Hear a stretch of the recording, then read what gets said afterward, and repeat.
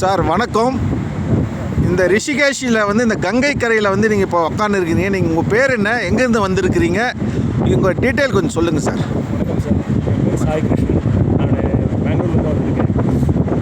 இப்போ வந்து யாகரிஷி வாராகி வந்து இந்த ட்ரிப்பை ஃபெசிலிட்டேட் பண்ணுறாங்க.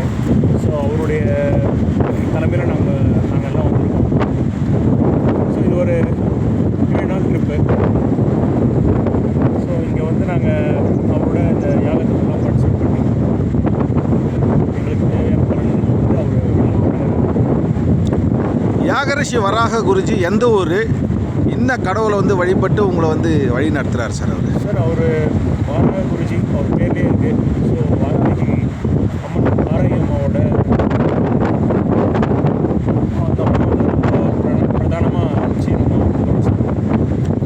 Very good. எந்த ஊர்லேருந்து வந்திருக்கீங்க? குருஜி எந்த ஊரில் இருக்கார்? அவருடைய ஸ்பெஷல் கொஞ்சம் சொல்லுங்களேன். குருஜி வந்து வேலூரை சேர்ந்தவர் சார். வேலூரில் வந்து வாராகி க்ஷேத்திரம் பள்ளிகொண்டாவில் இருக்குது. அப்புறம் வாராகி பீடம் கோபாலபுரத்தில் இருக்குது. அந்த வாராகி பீடத்துலேயும் க்ஷேத்திரத்தில் என்னென்ன விசேஷங்கள் நடக்குது சார் அங்கே? சார் வாராகி பீடத்தில் அமாவாசை பூஜை, வியாழந்தோறும் வாராகி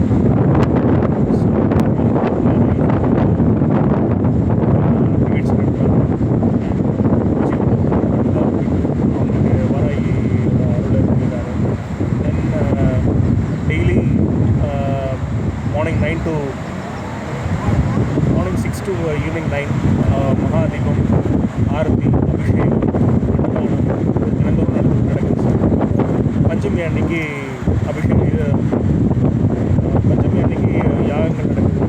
நிறைய யாகங்கள் வந்து ஒரு முக்கியமான நாளும் நடத்துகிறாரு சார். பள்ளிகொண்டா கோயில் பற்றி நாங்களும் கேள்விப்பட்டிருக்கோம். இந்த பள்ளிகொண்டா மூலஸ்தானத்தில் வாராகி அம்மன் வந்து உலகத்திலே பெரிய வாராகின்றாங்க.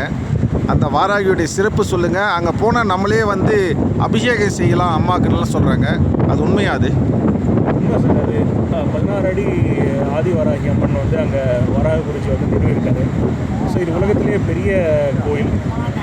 அண்டு இந்த சிலையும் பெரிய சிலை, வேறு எங்கேயுமே பார்க்க முடியாது. அந்த ஒரு கண்கொள்ளா காட்சி அந்த கோயில் மட்டும்தான் நடக்குது.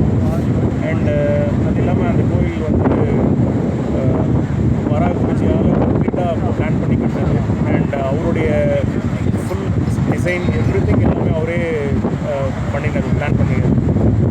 இந்த யாத்ரா வந்திருக்கீங்கன்னு சொல்கிறீங்க. உங்களுடைய எக்ஸ்பீரியன்ஸ் எப்படி இருக்குது? இது போல் இது முன்னாடி நீங்கள் அனுபவிச்சிருக்கீங்களா? இல்லை சார், இந்த மாதிரி ஒரு எக்ஸ்பீரியன்ஸ் நான் இது